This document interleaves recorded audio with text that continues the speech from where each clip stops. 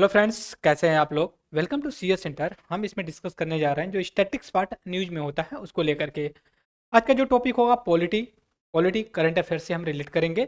और ये जो जिस चैप्टर से हम उठा रहे हैं चैप्टर है फिजिकल। ठीक है, फिजिकल फेडरलिज्म या फिर ये कह सकते हो कि वित्त आयोग जिसको कहते हैं फाइनेंस कमीशन। न्यूज में क्यों है हम सबसे पहले ये आपको बताना चाहेंगे। सबसे पहले देखिए, न्यूज इसलिए है कि अभी क्या हुआ, भारत सरकार ने अरविंद पानगरिया जो नीति आयोग के वाइस चेयरपर्सन भी रहे हैं, उनको एज ये chairman of the 16 finance commission का बनाया है।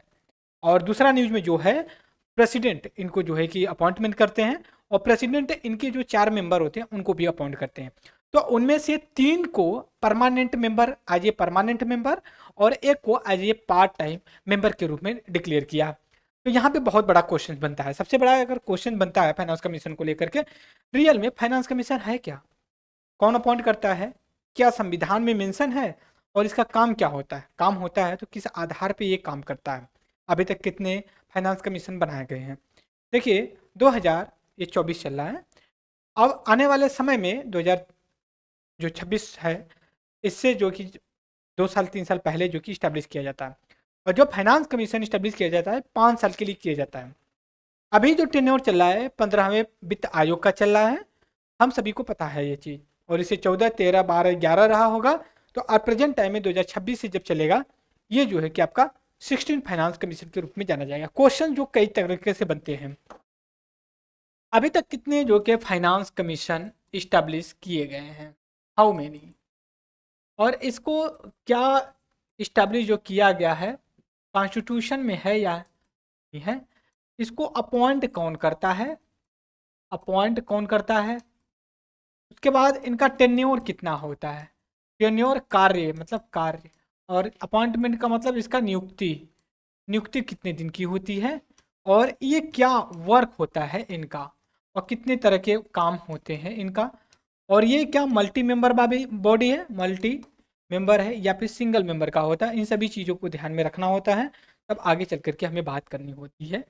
अब हम यहाँ पे बात करेंगे आपसे कुछ इस तरह से कि जो अभी 16th फाइनेंस कमीशन इस्टेब्लिश किया जा रहा है, न्यूज में क्यों है ये हमें पता होना चाहिए। न्यूज में देखिए, गवर्नमेंट ऑफ इंडिया ने अनाउंस किया है हम के अरविंद पानगरिया पानगरिया को एज ए चेयरमैन के रूप में किए गया।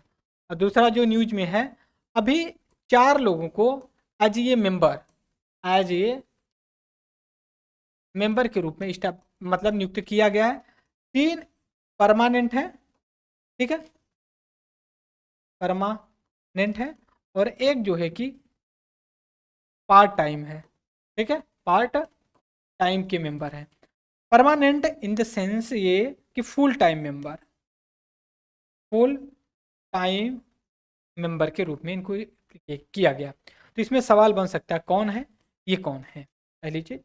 दूसरी चीज, इनका जो काम होता है दोस्तों, जैसे कि काम जो करना है इनको इनको देखिए, काम जो होता है ना इनका बहुत ही जटिल होता है। जटिल ये होता है, कॉम्प्लिकेटेड होता है कि डिस्ट्रीब्यूशन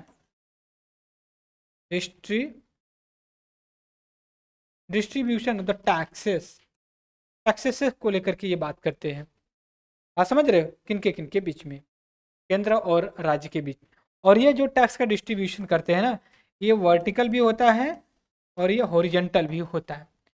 वर्टिकल का मतलब सेंट्रल गवर्नमेंट कितना स्टेट गवर्नमेंट को भेजा, ठीक है।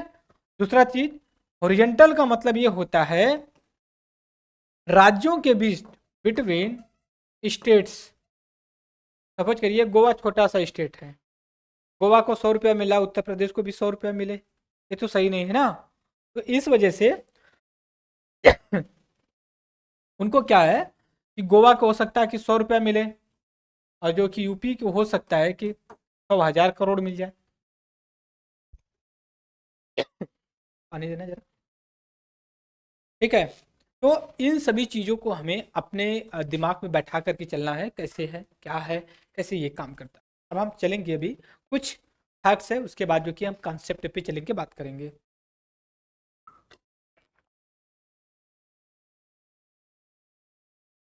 फैक्ट्स क्या है? फैक्ट्स ये है, Arvind Panagariya as a chairperson होंगे 16वें वित्त आयोग के। 3 फुल टाइम मेंबर नॉमिनेट किया गया है, किसके द्वारा किए जाते हैं? पहली बात देख ली, प्रेसिडेंट के द्वारा, प्रेसिडेंट के द्वारा किए जाते हैं। और 3 जो मेंबर फुल टाइम है उनका नाम देख लिए, any George Matthew, Ajay Narayan Jha, तीसरा है निरंजन राजध्यक्षा। कौन है? निरंजन राजध्यक्षा है। और जो पार्ट टाइम है ये महिला है, जो कि सौम्या कांति घोष। ये जो है कि 4 लोग हैं, इसमें से एक पार्ट टाइम और 3 फुल टाइम है। चेयरमैन कौन है इसका? अरविंद पानगरिया है।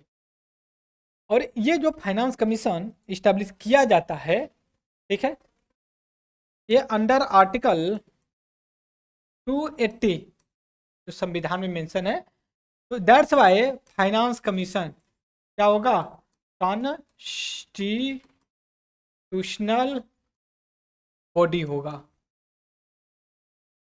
बस समझ गया है। और इसका टेन्योर जो होता है 5 साल का होता है।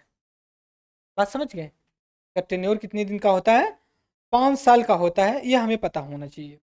और इसका टेन्योर जो शुरू हो रहा है, ठीक है, ये टेन्योर इसका 2026 से शुरू हो रहा है, ठीक है।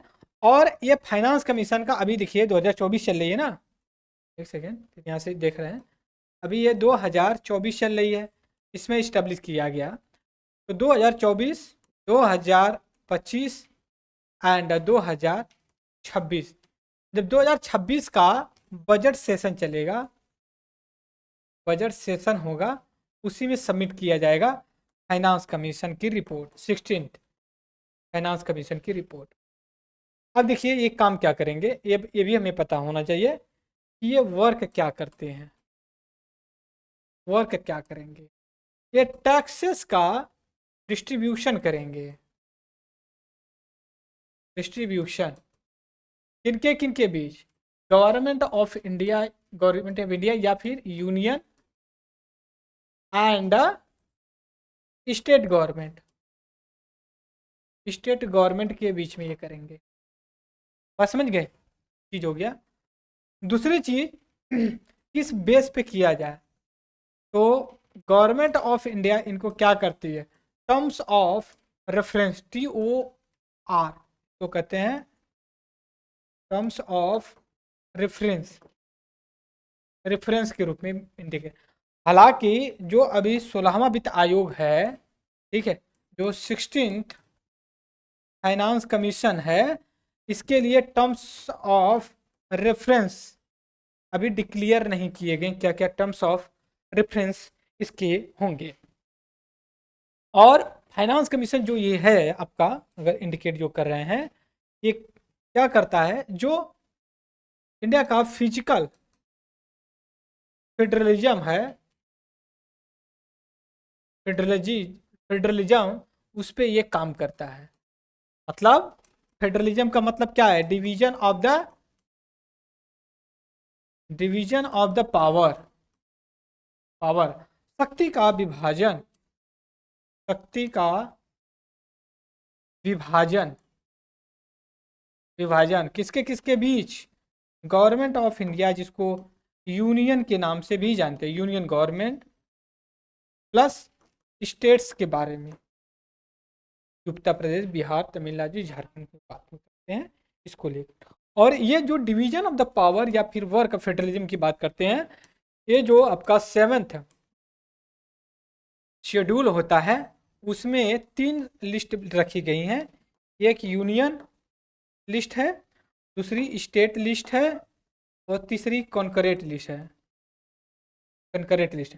और यूनियन लिस्ट पे गवर्नमेंट ऑफ इंडिया या यूनियन गवर्नमेंट लॉ बनाती है, स्टेट लिस्ट पे स्टेट सरकार जो कि लिस्ट बन रही है, कॉन्करेंट लिस्ट पे यूनियन एंड स्टेट दोनों कानून बना सकते हैं, राइट। तो ये भी हमने किया। और उसके बाद जो ये होता है, जो रिकमेंडेशन अपनी होती है, रिकमेंडेशन किसको सबमिट करता है? सबमिट किसको करते हैं? तो ये प्रेसिडेंट को करते हैं। किसको? अपनी रिपोर्ट किसको देते हैं? प्रेसिडेंट को। और प्रेसिडेंट फिर इसको टेबल करता है किसमें? पार्लियामेंट में। पार्लियामेंट में। फिजिकल फेडरलिज्म का है। दूसरी तरफ यह भी हमें पता है 122, अगर मैं गलत नहीं हूं, ठीक है, जो 122 कॉन्स्टिट्यूशनल अमेंडमेंट था, amendment bill, constitutional amendment bill, और इससे निकल करके आया 101 कॉन्स्टिट्यूशनल अमेंडमेंट एक्ट 2016 17, ठीक है, 2017, ठीक है। और इसी से निकल के आता है जीएसटी, गुड्स एंड सर्विस, जो आज हम बात करते हैं। और इसने ऐसा कहा जाता है कहीं ना कहीं फिजिकल फेडरलिज्म को बायसनेस जो कि किया है। बात समझ गए? कहीं ना कहीं ये बायसनेस है। अब इसके बाद अगर हम बात करते हैं कि अलॉट द स्टेट्स को, जैसे मान लीजिए कुछ फंड्स वगैरह देना होता है ना, जब फंड्स का ट्रांसफर, फंड्स को कितना ट्रांसफर किया जाए, किसको? सेंट्रल गवर्नमेंट है, यूनियन से, यूनियन गवर्नमेंट से स्टेट गवर्नमेंट, यहाँ भी जो कि किया, जो कि ट्रांसफर करता है। बात समझ गए? तो ये फाइनेंस कमीशन का था। बट अब हम ही चाहते हैं कि हम आपको थोड़ा सा लक्ष्मीकांत का भी थोड़ा सा झलक दिखा दे, उसमें थोड़ा सा आपका और कॉन्फिडेंस बिल्ड हो जाएगा।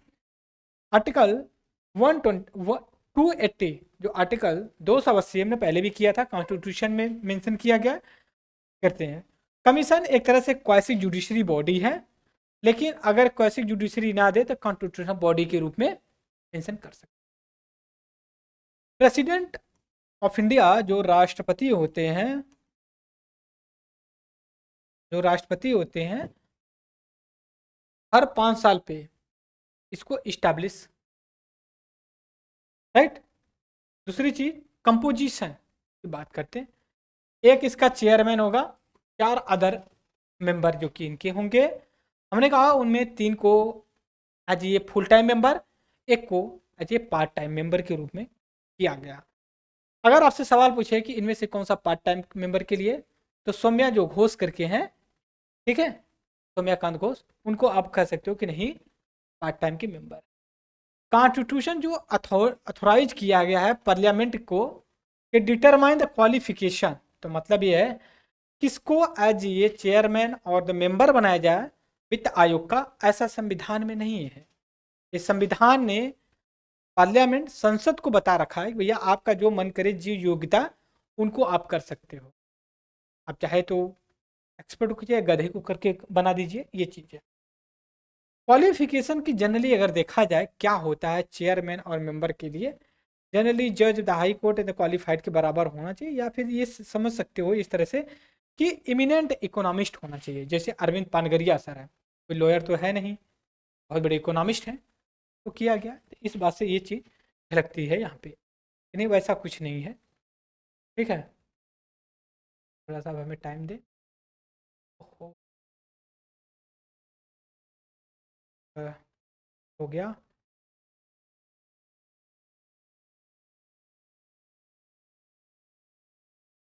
ओके, ठीक है। तो यहाँ पे हम ले चलेंगे आपको, यहाँ पे ये हो गया हमारा। उसके बाद फंक्शन की बात करेंगे, क्या फंक्शन है इस पर, ठीक है। रिक्वायर मात्र रिकमेंडेशन द प्रेसिडेंट्स, एक सेकेंड, ठीक है। ये प्रेसिडेंट के पास करता है। डिस्ट्रीब्यूशन नेट प्रॉफिट टैक्स के बारे में ये बात करता है, उसके प्रिंसिपल्स क्या होंगे ट्रांसफ़र के लिए, उसके बारे में बात करता है। और ये मेजर्स कुछ बताता है कि नहीं, इस आधार पे आप इसको ट्रांसफ़र करिए फंड्स को। कुछ और इसका हिस्टोरिकल बैकग्राउंड दिया गया है। देखिए दूसरी ये भी चीज़ है ना, एडवाइजरी रोल होता है इसका, जो सजेशन देता है वो एडवाइजरी होता है।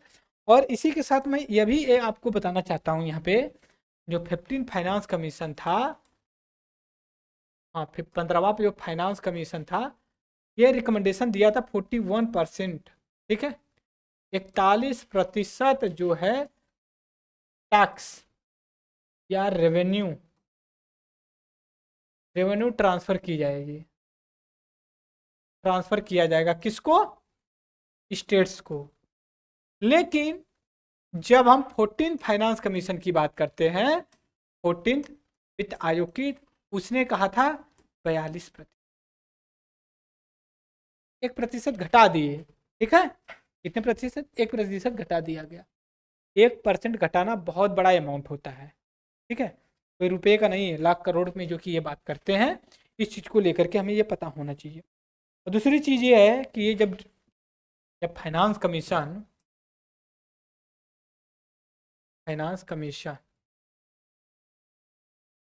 मिशन या वित्त आयोग की जब हम बात करते हैं, वित्त आयोग की जब हम बात करते हैं, तो ये दो तरह से डिस्ट्रीब्यूट करते हैं। एक आपका वर्टिकल होता है, एक हॉरिजेंटल होता है।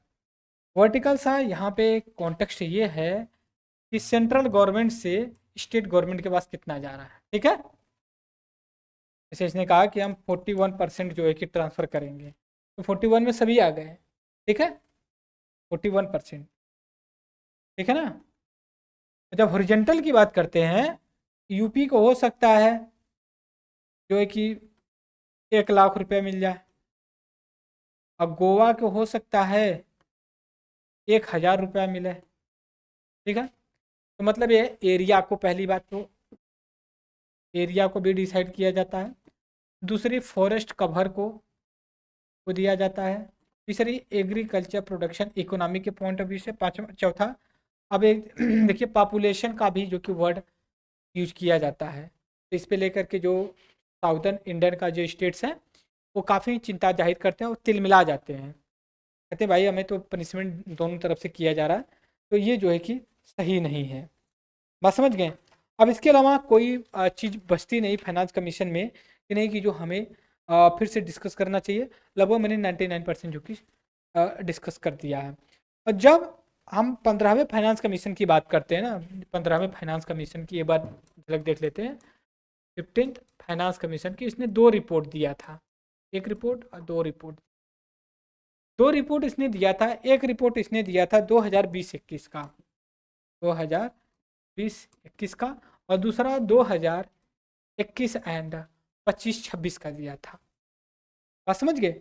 ऐसा क्यों दिया था ये हमें पता होना चाहिए। ऐसा इसलिए दिया था, हमें पता है 2020 से लेकर के लगभग 2022 तक हमें कोविड 19 का प्रॉब्लम झेलना पड़ा था। इस वजह से प्रॉपर तरीके से इंस्पेक्शन नहीं कर पाया था।